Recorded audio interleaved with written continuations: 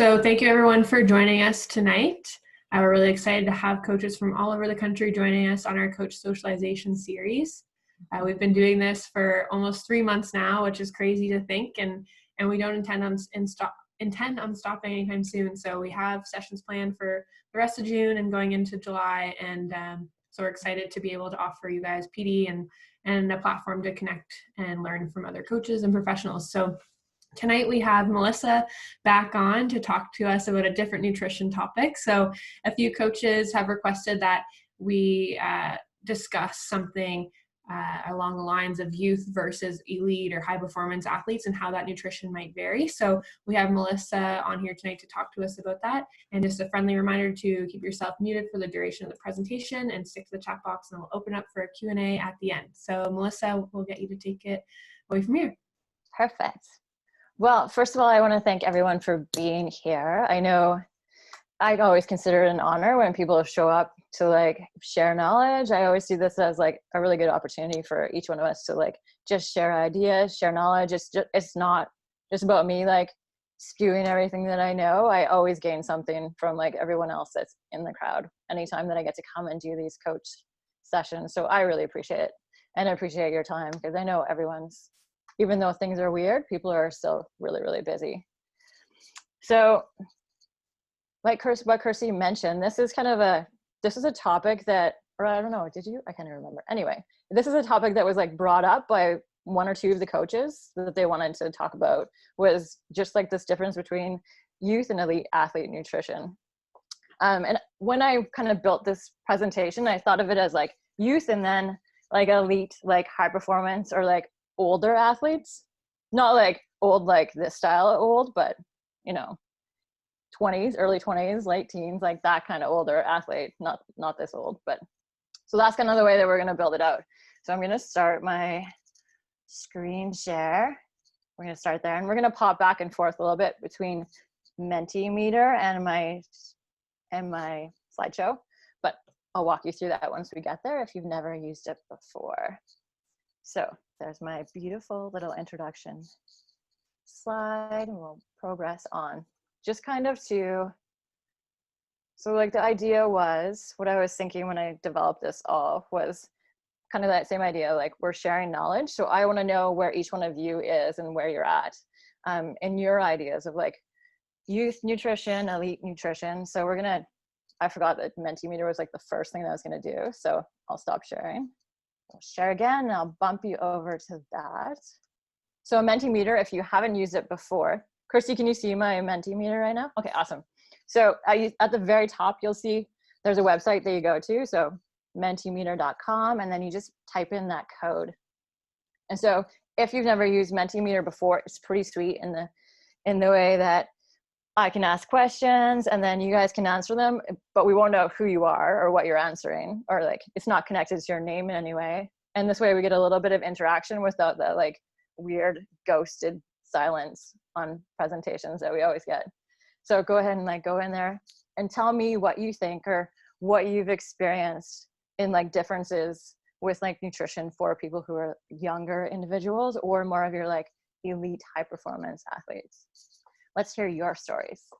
And then hopefully you and I have a couple of the same ideas, or I'm hoping that some of you will say things and I'll be oh geez, I can't believe I didn't even think of that. That's awesome. So yeah, let's work on this together.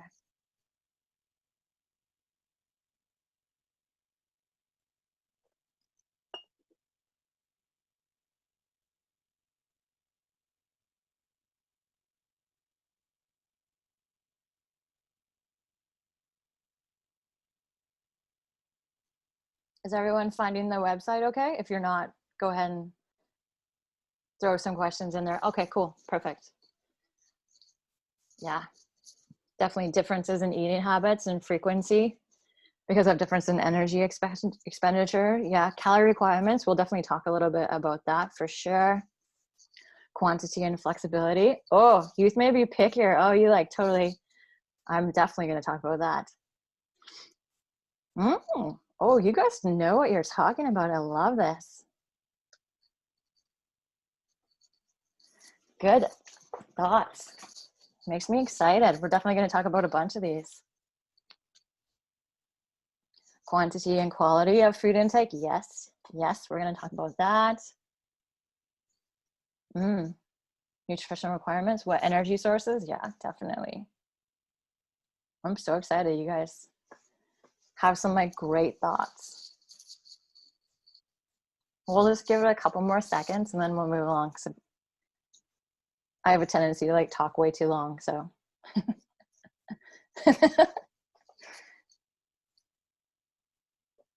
Nice. But really, these are some great ideas, and we're definitely going to talk about them. So it seems like we're kind of on the same wavelength, and you guys have noticed some of the same things that I have as well, and some of the differences. And just to give you a little background in case you haven't had to endure time with Melissa before, at the Canadian Sports Centre Atlantic, I have the privilege of working with the elite athletes, so the women's canoe kayak team and some other like rugby, like high level females and other athletes like that. And then I also get to work with a lot of youth too. So this is an area that I'm very familiar with and pretty passionate about because they're different, but they're very similar and they're very exciting. So after you put in those awesome answers, I kind of thought to myself, like, well, if we're going to talk about the differences between youth and elite athlete, high performance athlete nutrition, we first need to like figure out what some of the similarities are and then go from there. So how is it the same? How is like the nutrition between the two different groups very similar? So I started off with like putting out a couple of like the fundamental like nutrition kind of behaviors that I think of, and I probably could have done a ton more. Well, I love nutrition. I'm a dietitian, so I could probably went on forever about like things that I think are like essential for every athlete. But these are some of the core ones that doesn't matter how old they are, doesn't really matter. As long as they're an athlete, these are kind of core things that they need to think about. So number one, obviously, is thinking about every time they eat a meal, they need to make sure that the food is evenly distributed. And so kind of what that means is like making sure that they get like that protein, making sure that they always have like carbs, starchy carbs, fats every single time they have a meal. Like that is very basic, very essential to like athletes. So not having a meal that's all just starchy carbs. We need to also have the protein in there. They need to have fats in there. So very much like good old Canadian food guide kind of plate idea. We always need to have these components, no matter what athletes we're talking about, whether they're young or they're elite, high performance, they need all these components. Obviously the amounts and what the plate looks like is going to change, but we always need to have those core things evenly, each one of the meals. So breakfast, lunch, supper. And then the second thing that's super important doesn't matter the age of, if it's a young athlete or a really high end, like Olympic hopeful, super high performance, making sure that they get enough protein is always going to be really, really key. And then the second part of this is something we'll talk about a bit more is just like how important this iron rich food kind of part is. It's something that we forget to talk about a lot, like, or enough, I think. But if there's like one thing that I see athletes being deficient on or not having enough when I see their blood work on a regular basis, it would be iron. So really making sure that there's a focus on getting enough iron rich foods. And that doesn't have to be like, they don't have to start eating red meat or something. Like there are lots of other ways to get good iron in your diet, but really making sure that we focus on that, because that, especially like, I'm sure a lot of you thought right away about like female athletes, because the menstrual cycle and that whole thing, it does create, women do have a little bit of a higher tendency to be iron deficient, but I see it in male athletes all the time as well. So really making sure that they get enough iron in the foods that they eat is super important, no matter how old they are or what level of sport they play. And then the next one would be like, and this is that whole idea with athletes, is that they do have increased energy that they burn, so they need to eat more. So that's where kind of like sneaking in those extra 2 to 3 snacks plus the 3 meals that they have every day, for most people is going to make their brain work better. It's going to make it so that they have more energy. That'll make it so that when they go into their training session, they're going to be able to hit it and get like the biggest gains that they possibly can, because they're going to have this consistent like blood sugar levels, consistent energy flowing through their body. So trying to fit those 2 to 3 snacks. So thinking of eating every like 3-4 hours at the longest, just to try and keep their energy levels consistent, is really important for whether they're youth or whether they're elite athletes. And the next big one that I thought about was hydration. It's a pretty big thing. So obviously we all need to drink and hydrate during the day, but when we think about athletes, it's that really remembering that focus on hydrating before they work out, during and after. And if you want to, like, if you notice that I use the word hydrate, that's partially because like sometimes that's going to mean water. Sometimes that's going to mean like maybe they're putting some electrolytes in there. Maybe sometimes they're going to put some carbs in there. So do more of like a sports drink. That's with different situations, but the key, the essence is always like making sure that hydration stays within, no matter if they're youth or if they're elite high performance athletes. And then of course, making sure that they eat carbs, particularly like before they exercise, because as much as we hear like all of these different things, carbohydrates are still always like the main thing that our bodies tap in to use for energy. We'll talk a little bit about like youth, and I know someone brought this up about how they might need more fat, which I love, and we'll talk about definitely, but carbs before exercise is going to still be like the thing that gives them the fuel to get them through their workout or their competition. So those were some of the first like fundamental behaviors that I thought of that were similar. Doesn't matter if they're youth or elite. Obviously there's more, but these are some of the key ones. We're just remembering like plate that's well spread out. That's going to be something that's very key for them. The next thing that definitely came up to my mind when I was thinking about nutrition stuff that comes up time and time again, and it doesn't matter if they're elite or if they're a youth, is this whole idea of like athletes. This is my awesome analogy, is athletes always want to talk about the icing. So obviously I put a cake on there because I find it's a pretty good analogy. And also if you put a big, beautiful cake on the screen, everyone's going to pay attention because it just looks so delicious.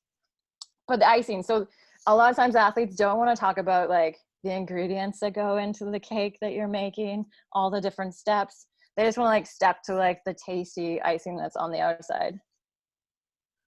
Whereas if we don't have all the ingredients, we don't go through all the steps to make our cake, what's the icing? Like we could eat a cake and not even have icing on it and it would still be delicious.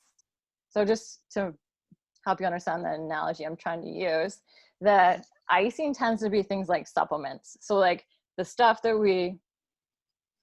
is like the very last step to making your cake is putting the icing on top, and you can still have a really delicious, amazing cake, and it can be, you know, everything that you want it to be, and you don't need the icing. Same thing with supplements. Although this tends to be like this is what, doesn't matter if they're youth or elite high performance athletes, it's something that they all want to talk about. It's like the exciting, interesting part. And I've thought a lot about like, why is this such a big thing for all the different athletes, whether they're like youth or if we're even talking about like weekend warriors or we're talking about like super seasoned, like elite professional athletes. I think some of the thought processes around like why supplements are always such a big focal point, what they want to talk about. I think some of them probably believe that like supplements are more effective than the healthy diet, or they think it's going to be a quick fix. Whereas like working on your big healthy diet is like a super extensive long-term thing in their minds. Or maybe they think that their diet's already like really dialed in and like super healthy, and they just think that supplements is going to be like the next step. Or maybe they think that their diet sucks and it's like not balanced at all, and they just want to use it to like try and patch some of the holes in where the rest of their diet like sucks. So there's lots of different reasons I think why they want to always talk about the icing, why they always want to jump to like the very peak of sports nutrition. But we'll talk about like, this is why I think, or how these athletes are so similar. And it doesn't matter whether they're elite or youth. We've got to start at the bottom, and we always have to start at the foundation. Most athletes don't want to talk about their foundation, but honestly, like no fueling technique, none of like this other things that I can talk about around like nutrition and sports are not going to be nearly as effective or as powerful as they could or should be if we don't first like make sure that that bottom level of the pyramid is like dialed in as much as possible. So like, what is the food that they're eating like every single day? You know, it's not about like, often I'll get asked about, we'll try and jump up to like the third level of the pyramid, and people like athletes will want to talk about nutrition or nutrient timing before we've ever like spent any time making sure that we've got the rest of it dialed in, which is the most important part. So making sure that they're eating all those, like what we showed on the plate, like the balanced real food, kind of like complex carbs and fats and like protein, whether it's from like plants or animals, that's going to be their energy. That's what's going to keep them.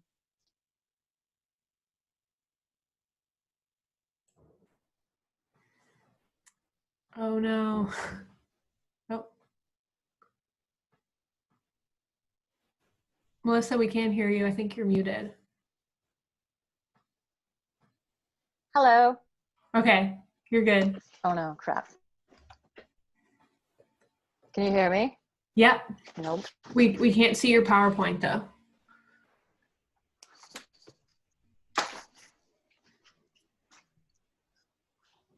I'm moving to see if it's better. Sure. I'll just pause recording and then. Okay. There we go. All right. Sorry. So, yeah. So pretty much just what I was saying was that we've got to build that foundation. We have to make sure that they have their, like, they're eating those really good carbs, they're eating those fats, they're eating that protein on a regular basis. That's going to be the core thing, whether or not they're youth or whether they're elite. That's where we always have to start. It doesn't matter to me what level of athlete I'm working with. That's where I start always with them. And then once we figure out that that's dialed in, then we start talking about like the fruits and the veggies, like the seeds, the herbs, those really cool, awesome things that are going to give, they don't give you a lot of, they don't give you energy, but they give you like all the vitamins and the minerals and the fiber, all of that cool stuff.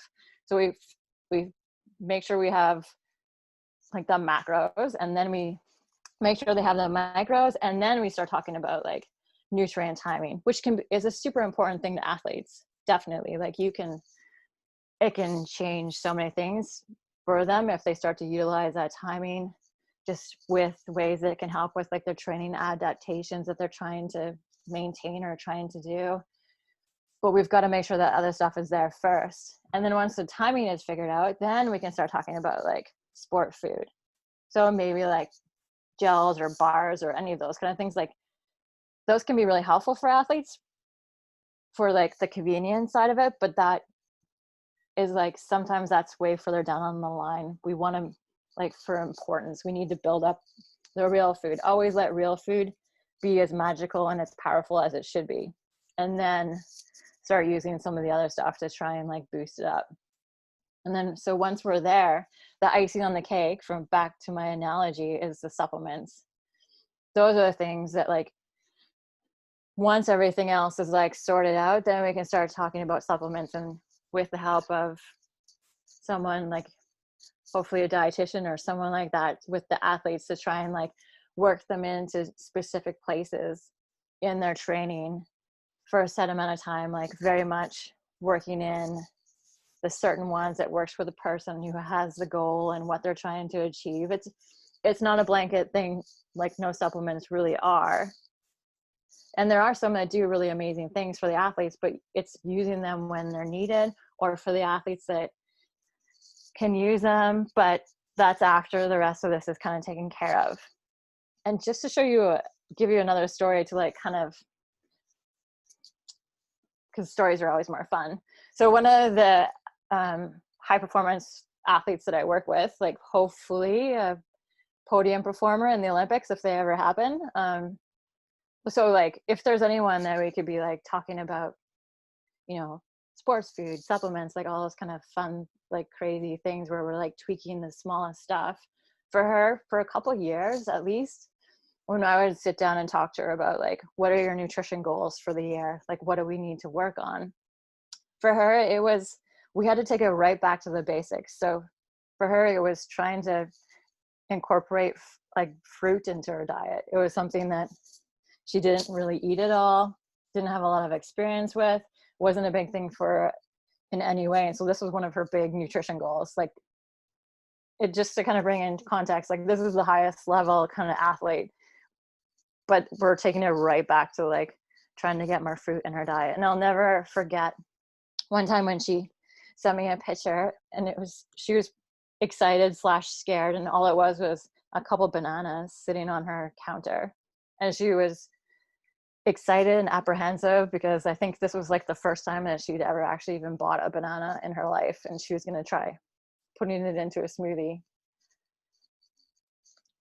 this like fun chocolate smoothie recipe that we came up with. But so just to show you, like, it doesn't matter what level of athlete you're talking about, we have to make sure that those basics are dialed in, even if it's just trying to get them to eat more bananas or something, slip those in some smoothies every once. Not that it has to be a banana, obviously, but it's pretty cool.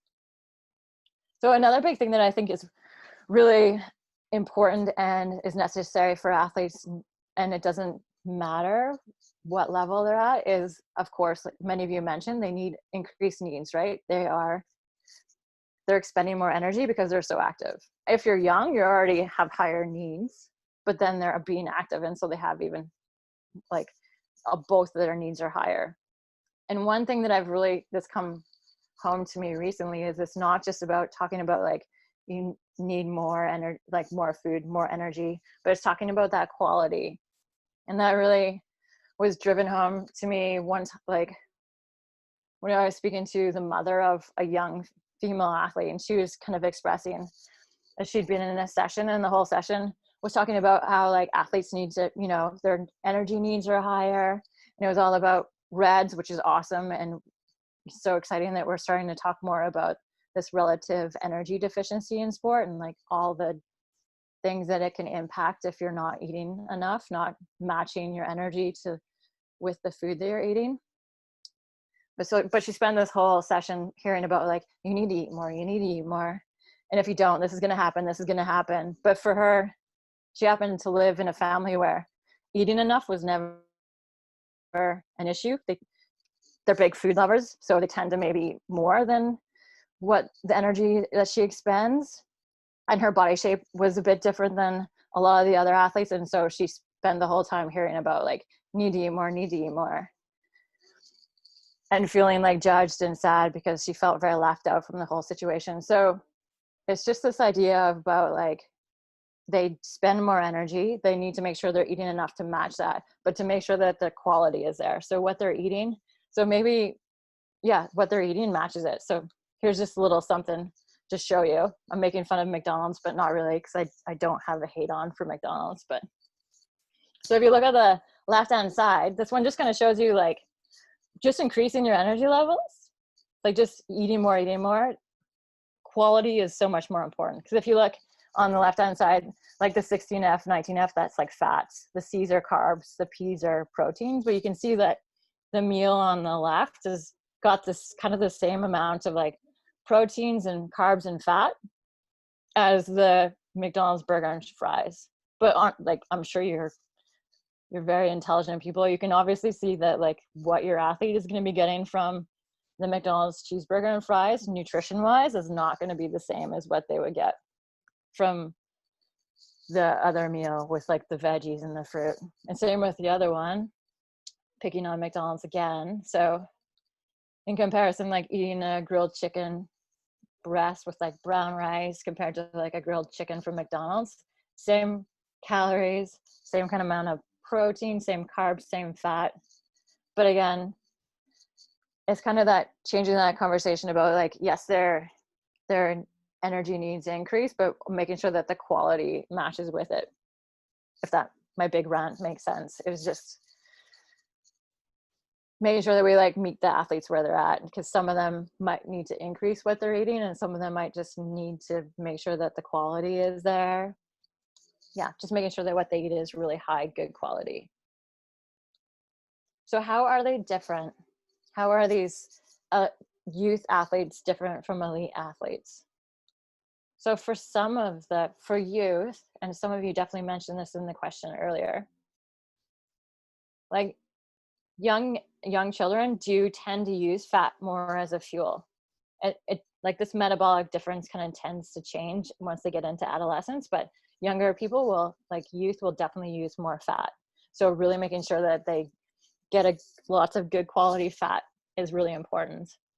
And then another thing that's different with youth also is that, so the carbohydrate or glycogen stores that they have are smaller. So they don't have as much stored glycogen or energy in their body as what an adult would. So potentially like a higher elite athlete would have to be able to store a lot more energy. So they'll burn through that stockpile of energy a lot faster than an adult would. So that's making sure that you bring in carbohydrates so that the energy source for younger athletes is a little bit more important, right? Because they don't have that extra store to like tap into. So that outside carbohydrates while they're exercising is really important. And part of that too is kind of like glycogenic capacity. So their ability to turn glucose into like pyruvate and lactic acid, or change like glycolysis into like ATP. So creating energy from carbohydrates isn't as high. It's a little bit more limited in young people. So that continuous fueling is a little bit more important. They can't digest and turn it into ATP or energy quite as quickly or fast as like an older athlete would be able to. And then some of the other stuff, some other like questions that I saw in research around like young people or young athletes, and like just to throw that out here, that like the research around young athletes and nutrition is always a bit limited. There's always more that we're trying to look into, just because they're young people and we don't tend to do a ton of research on young individuals. But there is some stuff around thermoregulation, so their ability to like regulate their temperature. So one positive for little younger people is that their body surface area, they have more body surface area to body mass. So if that makes sense, right? Bigger surface area to like the body mass that they have compared to an adult. But on the other side of it is that they have less developed sweat glands.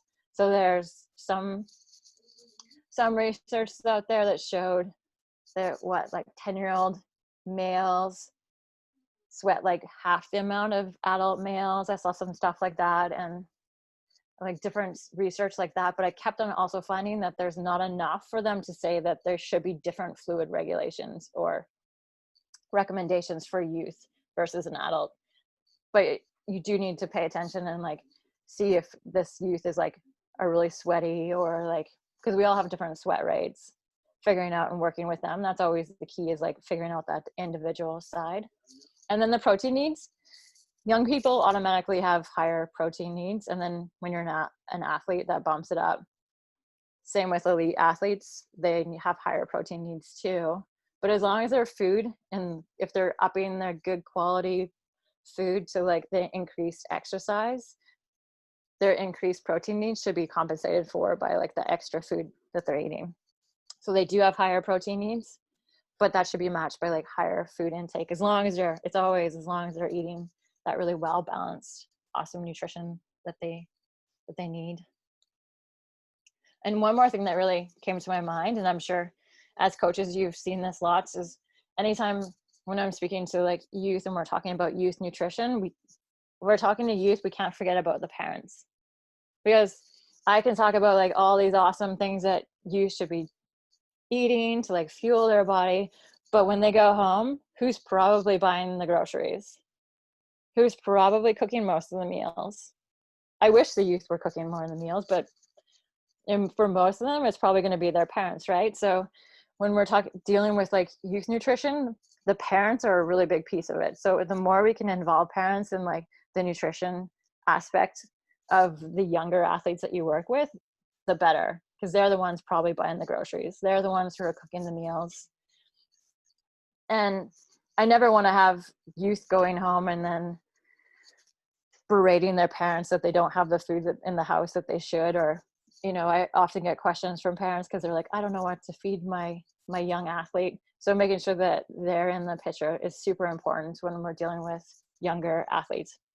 it could still be the same for elite athletes. Like, I'm not going to say that they never still live at home, but a lot of them would be living on their own, buying their own groceries, cooking their own meals. So that adds a totally different dynamic to the whole nutrition thing. So always being mindful that there's probably parents at home making the decisions about like what they eat, what they have in the house, all that kind of stuff. Oh yes, Amenti Meter. Next question. So someone definitely brought this up in the last one that I asked, which was awesome. Here, let's move it over. Share my screen. So along that idea, one thing that I've definitely noticed with young people is when I sit down with them to like ask them or work through like what they're eating, how we can like work out nutrition, make sure that everything is like dialed in as much as possible. Younger individuals tend to walk in and they're like, I don't eat this, I don't eat this, I can't eat that, I won't eat this. They're like, tends to be that they have a quite long list of things that they either don't want to eat. Nice, yeah. But as we get older, our palates or our taste buds change, or I find with elite athletes, they're more willing to just kind of eat food because they know that it has what they need. Unfortunately, that makes me sad too, because they kind of lose some of the romance with food. But so just think to yourself, like, what would have been on your list when you were young of things like there probably are liver is still on my list. I would like to say that I got over that, but liver is still on my list of I still don't like it. I know corn would definitely be one thing that if I could, I'm not putting my own answer up there, but nice. So yeah, as you can see, these were foods that you didn't eat before, but now you do.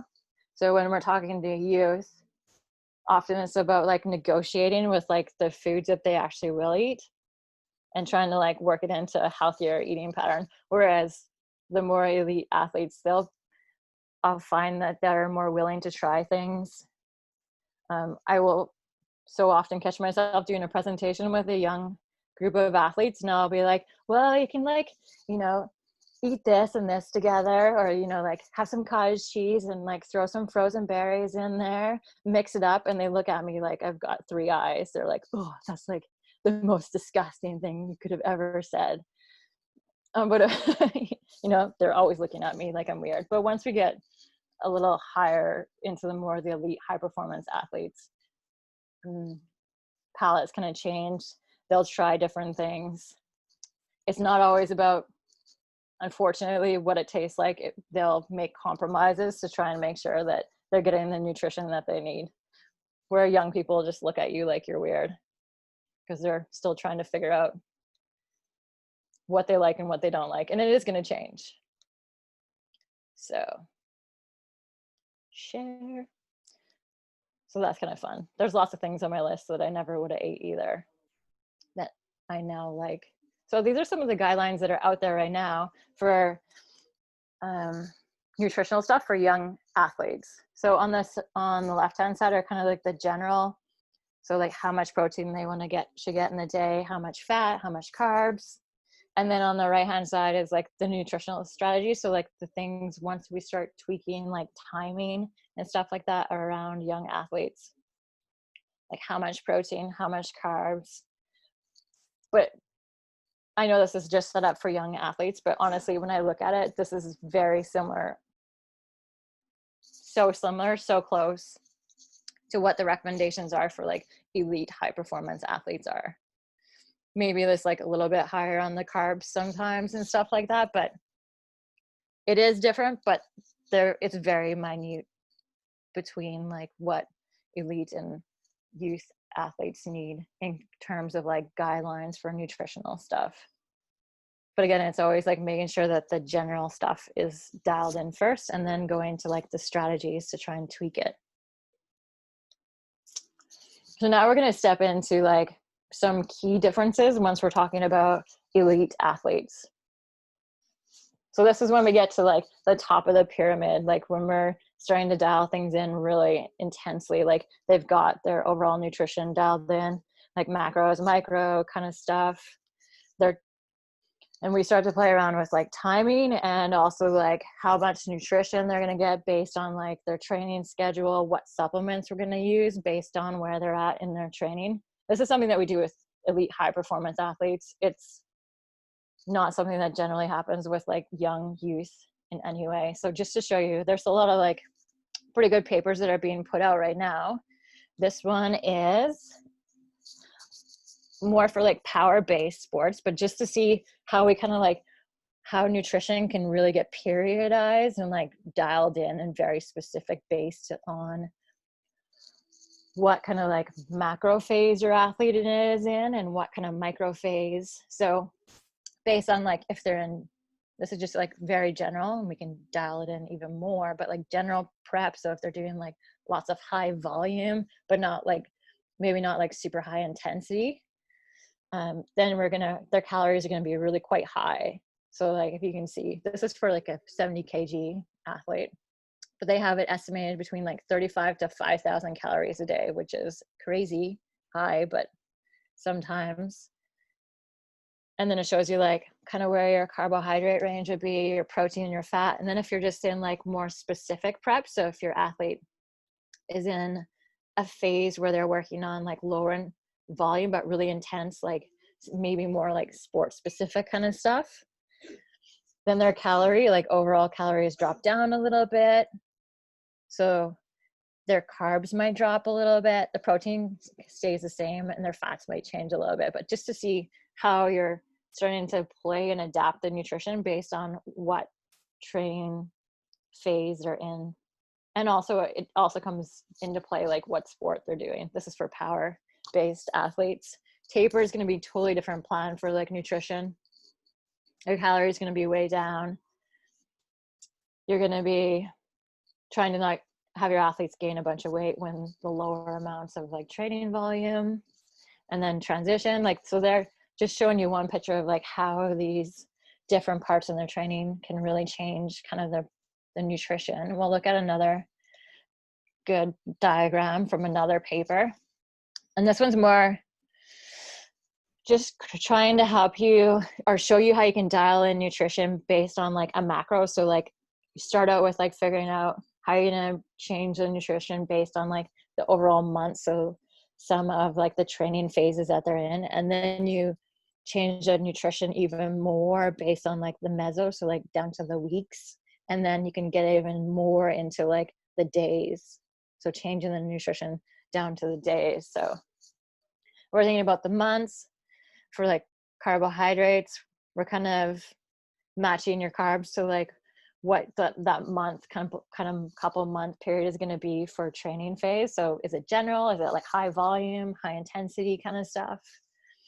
You're going to kind of adjust the protein depending on like how hard, or if it's recovery, so that's going to change how much protein if it's a really hard one, you're going to up the protein that they need. If it's more of a recovery block, then you're not going to, it might be a little bit less because less energy is being put out. If you see iron's kind of snuck its way back in there, because that is definitely a big thing that we talk about with athletes, making sure that they get enough iron. And then there is even an example of like one supplement that you can start to play with and work into your athletes' training plan once we get to this level where we're starting to like periodize the nutrition based on the athlete and where they're in and like their specific training program. And then like if we look at the weeks, then even talks about like, I'll point out the protein. So playing around with that, depending on even your specific athlete, like what kind of body composition are you working with that athlete at the time? So some athletes will, like in their general prep time of training, their body composition or their body shape will be different than their goal of what they want to have for body composition or body shape right before they go into competition, if that makes sense. So playing around with the protein, body composition and like intake of protein are pretty connected. So definitely changing the amounts of protein help us when we're strategizing from a nutritional standpoint on how to change the shape of an athlete. And then so you need to know like when they're going to be training, when they're going to go into competition, when you have some time to start adapting or changing their protein intake so that they can start meeting that body composition that they want for a specific time, if that makes sense. Pretty crazy, but it's pretty fun because now you're working with like, sometimes you're working with like a team, or you could even be working like even more so with just like individual athlete, because they're all going to have different goals. So you're like tweaking it to what their training program is, as well as like what their goals are. So are they trying to change body shape, like all these different things. And so this is another really great paper and like a diagram of trying to figure out like when it's really important to like emphasize nutrition intervention is on the left-hand side, and maybe times when we don't need to focus on nutrition interventions quite as much. So important times to really focus on like working in those nutrition interventions with your elite high performance athletes. Again, not like youth athletes. So this is the difference.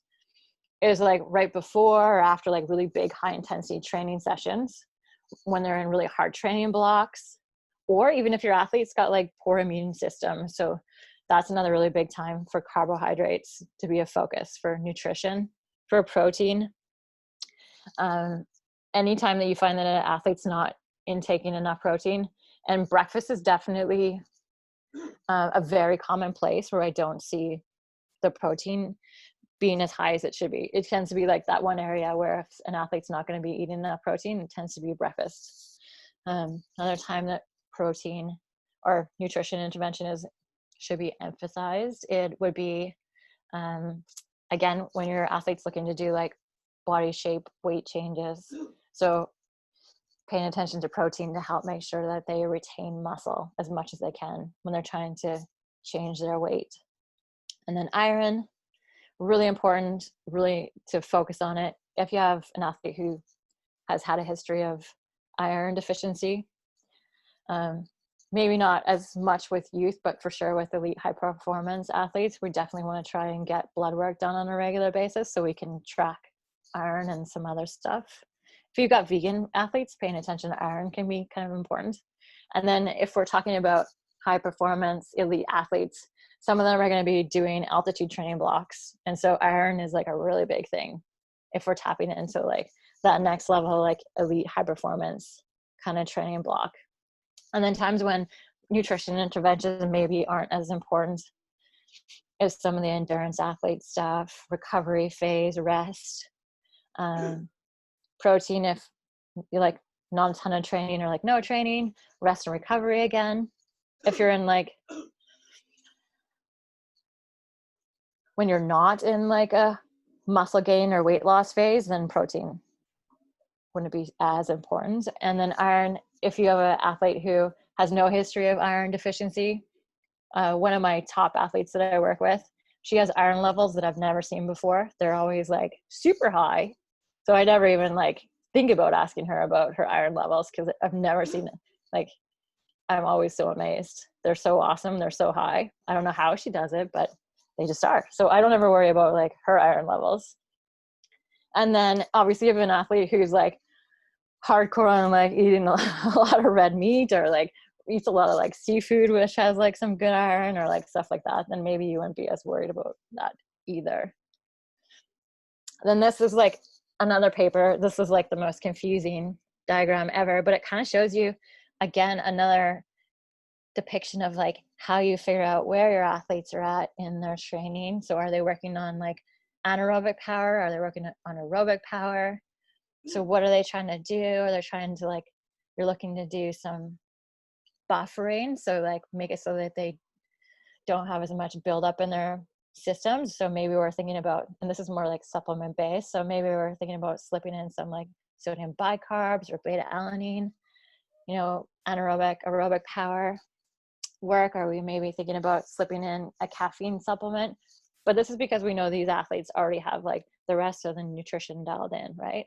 So now we're starting to like, this is the beauty of working with high performance elite athletes, is this is when we can start to just dial in these like crazy minute parts to their diet, because now they've got everything else sorted out. So now we're trying to make these like super small adjustments just to try and give them like that tiny little edge over the next athlete that they're competing against. Whereas when we're speaking about younger athletes, probably like just focusing more on like the general nutrition and like some timing stuff is going to be the game changers for them. Hopefully your elite athletes are already have that dialed in. So now we're starting to think about some of these extra like supplements or changing our nutrition based on where they're at in their season at the moment. And then this is just another example of something that I did for one of my athletes. So individual. So this is a recovery outline that I did for her. And she's obviously one of the paddling sports. So if you don't know what G1, G2 is, hopefully there's a canoe kayak coach that can explain it to you, because I'm learning, but it's always tricky. So depending on like what kind of training she's doing, it's also based on like how much she weighs, how old she is. So this is very individual to her. And then she could look at like, today we were doing a running session. So I need like, this is kind of like the recovery nutrition that I need. Whereas if we were doing more of aerobic training, like GA1 or G2 for like an hour, I'm going to not need as many carbs or quite as much protein. So you can get, and this is just a recovery piece. So you can get so specific to like each part of their day that you're trying to adapt to exactly what they're doing, if that makes sense.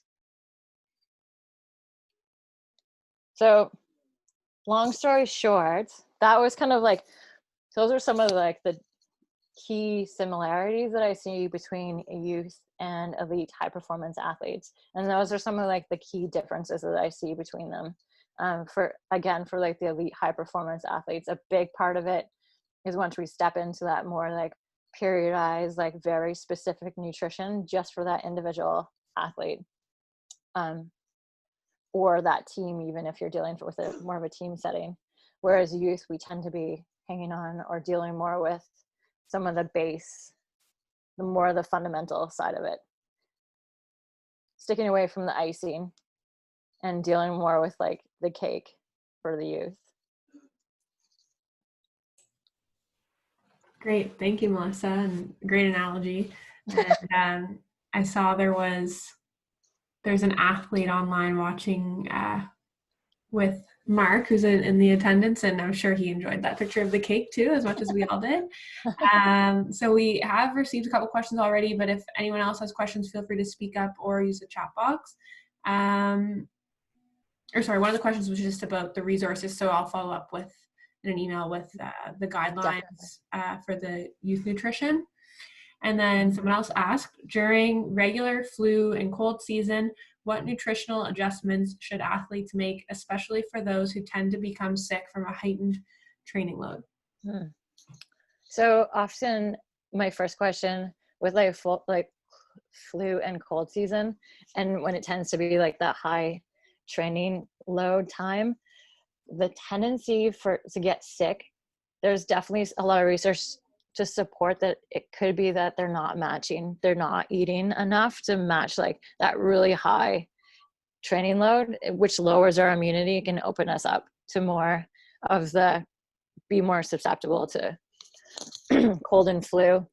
So it would be really paying attention and making sure that they're eating enough of high quality food to keep them as fueled as possible so that their body can fight at the most that it possibly can. So that's like really focusing on like carbs specifically, making sure there's enough of that. And then of course the protein. Some other nutritional adjustments that we do talk about for cold and flu might be making sure they get lots of that really colorful fruit and veggies too, like those high antioxidant kind of foods. So if you're from Nova Scotia, that means like eating lots of blueberries and hyssop. I think that's how you pronounce it. Forgive me, anyone who knows how to pronounce that properly, but it's like that really purpley blue thing that we now grow in Nova Scotia. Really high in antioxidants. So yeah, making sure that can help fight some of that a bit too. A lot of it's just making sure that they're eating enough. And as soon as like one thing that does have research behind it is as soon as they start to feel a little bit sick, zinc lozenge, there is some stuff to show that can fight a cold. not after you have a cold, but when you first start to get it, it can really, there's some research to show that it can fight it and stop you from getting that cold.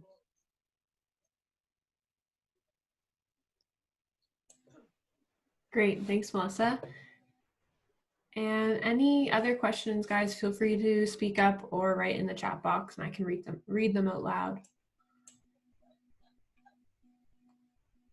Okay, another one came in. So tips on feeding the young athlete that has 3 events in a day and doesn't like to participate on a full stomach. So for 3 a day, so does that athlete, my first question would be, are they okay with fluid a bit more? Because that tends to be a bit easier for athletes who have a hard time like competing on full stomachs. You can make a really good smoothie, or if they're able to do dairy or soy or something, like just even like sipping on a really good fluid that's got like carbs and protein in there is usually can sit with them a lot better, and at least you're getting like some good nutrition in there, and they can just kind of sip on it as they go instead of having to like sit down and try and get a bigger amount of food in their stomach. Mm-hmm. Yeah, they said fluid's okay. Yeah, it can be like if you make a smoothie, you can sneak anything in there and like try and get a lot of really like good dense nutrition that's not going to make them feel like they've got a big belly full of food.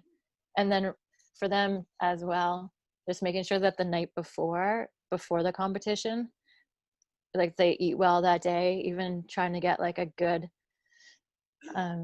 good quality kind of carb snack before they go to bed could be really helpful too. Just anything you can do to try and boost them up, their stores up as much as possible before they head into the competition the next day.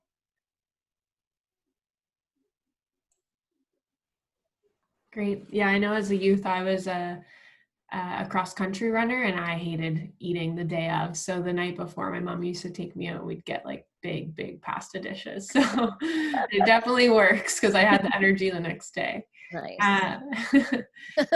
Anyone else have any other questions? Feel free to write in the chat box now or speak up.